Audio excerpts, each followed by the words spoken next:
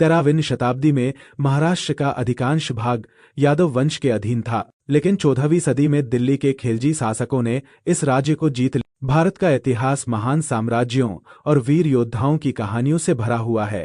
13वीं शताब्दी में महाराष्ट्र यादव वंश के अधीन था, लेकिन 14वीं सदी की शुरुआत में दिल्ली के खिलजी शासकों ने इस राज्य को जीत लिया। समाज में एक आध्यात्मिक आंदोलन उभरा, देशभक्ति आंदोलन।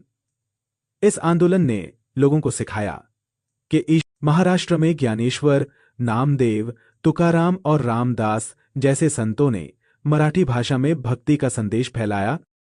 सन 1630 में एक बालक का जन्म हुआ जिसने आगे चलकर भारत के इतिहास को बदल दिया। उसका नाम था शिवाजी। माता जीजाबाई ने बचपन से ही शिवाजी को धर्म और साहस की शिक्षा दी। इन्हीं शिक्षाओं ने उनके मन में स्वराज्य का सपना जगाया।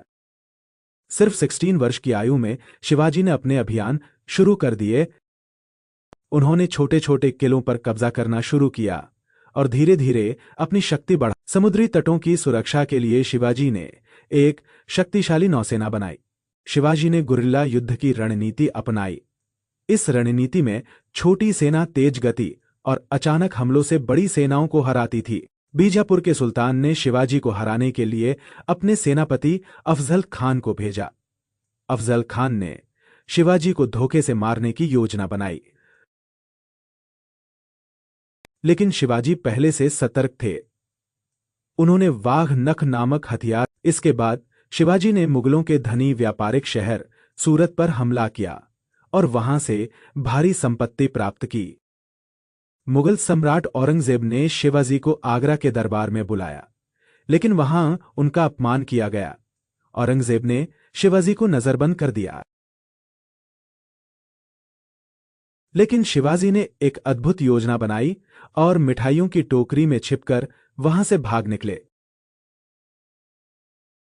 1674 में रायगढ़ किले में शिवाजी का भव्य राज्याभिषेक हुआ।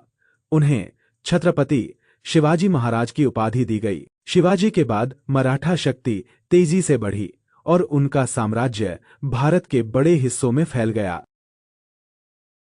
1761 में पानीपत का तीसरा युद्ध हुआ, जिसमें मराठों को भारी नुकसान उठाना पड़ा।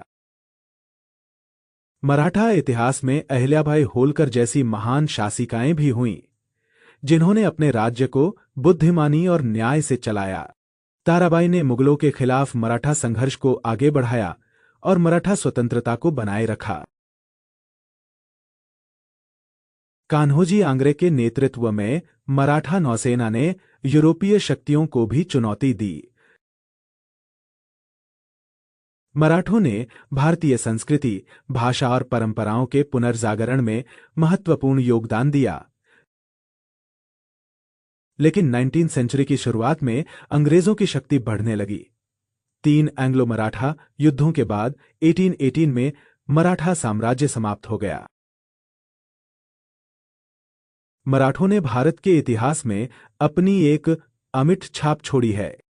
उन्होंने स्वराज्य की उस भावना को जन्म दिया जिसने आगे चलकर भारत के स्वतंत्रता आंदोलन को प्रेरित किया।